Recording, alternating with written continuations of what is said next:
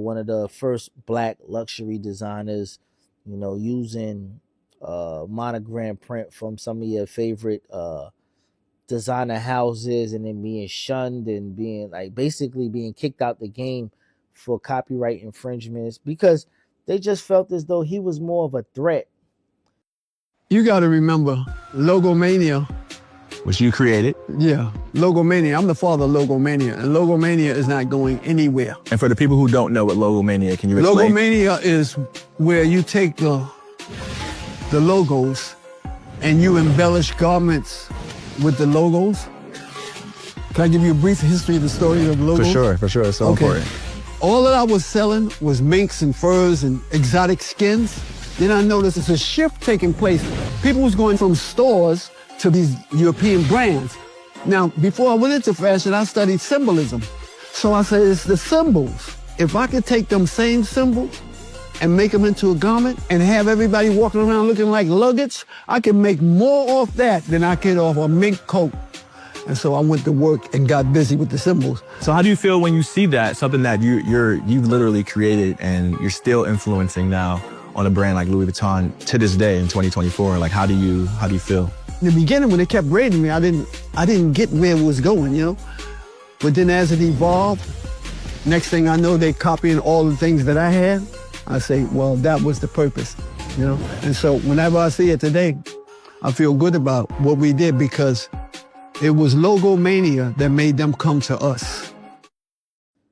To high-end fashion than being creative on their own end. And then they turn around and give them the opportunity to actually work for Gucci and, give him those flowers on his influence that he did take part in fashion. But it took some time. So I guess he's just trying to get his back. But a young man did come out and make a statement. And I want to get into that. So let's just hear what the statement that he gave. I'm the one that told Dapper Dan he needs to build a fashion house in Harlem. And I gave him the whole blueprint for it. You told Dapper Dan that? You told Dapper Dan. Did I stutter? Like, isn't Dapper Dan older than you? How can you tell Dapper Dan this? Want me to tell you how? You asking the question? Yes, please tell me. Enlighten me. Is there a black fashion house? Is there? Let me answer you. You don't understand fashion, and it's okay. No, I trust me. I understand fashion very well. So then you shouldn't ask the question like that. If you understood fashion, then you should know how I could tell Dapper Dan that, because there's no black fashion houses in existence. There's no black fashion houses in existence on a whole fucking planet.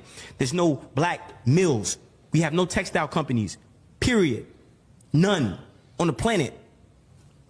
So how could I not tell Dapper Dan that? We don't have no black sweatshops, no nothing. Okay? So we run everything through the Chinese, the Indians. We have nothing. Okay? So what I told Dapper Dan out my mouth is, bro, you can be the face of the first black fashion house, and we could do it in Harlem. And I gave him the whole rundown from top to bottom. Pause. This is real shit, bro. Now, if you sell your soul, if you emasculate yourself, then you don't have the immunity that I have, because I didn't do it with man, I did it with God. I walked down the... So low-key, I kind of agree with what he's saying, but the only thing that, being that I have designed clothes myself, I've designed from 2010 to maybe last year sometime, the year before. I'm taking a little break right now, but the thing that people don't really understand is it's not about just being a fashion house, because it goes with American regulations as well, right? So by American laws, you have to pay a certain amount by minimum wage. You can't work over a certain amount of hours. Sourcing materials into the United States is more expensive to have them brought into the States. Are they government regulated when it comes to what materials you use and how much of this factory yarn could you get, or cotton or leather or whatever the case is? And then it's turnaround time. So to actually produce these garments in the United States would be so much more costly that theoretically he would be charging Dapper Dan prices, which is premium prices, and a lot of people at the masses wouldn't be able to afford it. So now if you're an up and coming brand trying to create a few tees here and there on a cut and sew level, how are you going to produce enough money up front and then to actually get a return on it now? Because most people that dibble and dabble in the fashion industry, they're beginners. They start off with small minimums. You would have to basically ask for a guarantee of at least 200 for it to make sense.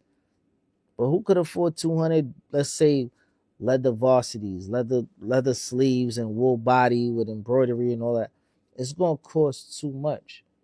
So for him to be an overseer of a fashion house and him stamping it maybe overseas, and I get it a little bit more. But I do understand what the young man was saying, just based on his influence in the game in totality, who Dap is and how he's respected by the masses. So I get it, but it's a little bit rougher than we might think that it's just the influence does this and this is how it should go. Because we got to think about the back end, factory type of shit when it comes to this. We see the finished garment when it comes to people in fashion, but we never think about everything it takes to get there in totality.